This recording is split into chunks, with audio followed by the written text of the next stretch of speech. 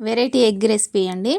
చూడండి, మనం 3, 4 కోడిగుడ్లు ఉడకబెట్టుకేసుకొని అవి పైన వైట్‌ది మొత్తం చిన్న ముక్కలుగా కట్ చేసుకొని, మనం ఎల్లిపాయ, ఉప్పు, కారం దంచి ప్రిపేర్ చేసి పెట్టుకోవాలండి.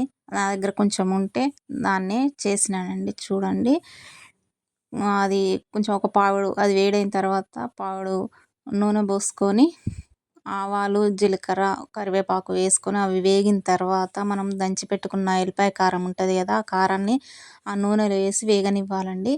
కొంచెం సిమ్‌లో పెట్టి వేయించుకున్న తర్వాత మనం కట్ చేసిన కోడిగుడ్ల చిన్న చిన్న ముక్కలు ఉంటాయి కదా, అవి తీసి అందులో వేసి సిమ్‌లో పెట్టి వేగనివ్వాలి. అవి మా ఎగ్స్ ఎక్కువైనాయి, కారం తగ్గింది. ఇంకా కొన్ని ఎల్లిపాయలు తీసి అందులో ఉప్పు, కారం రోట్లోనే మెత్తగా దంచుకోవాలండి. దంచి కొన్ని వాటర్ పోసుకొని మెత్తగా దంచి ఈ కారాన్ని అందులో వేసి కలుపుకోవాలి.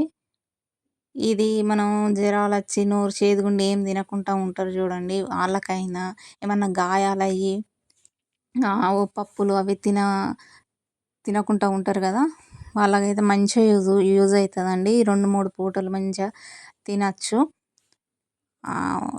చాలా టేస్టీగా ఉంటుంది. మీరు కూడా ఒకసారి ట్రై చేసి చూడండి. తప్పకుండా లైక్ చేయండి, షేర్ చేయండి, సబ్స్క్రైబ్ చేయండి. Thank you for watching.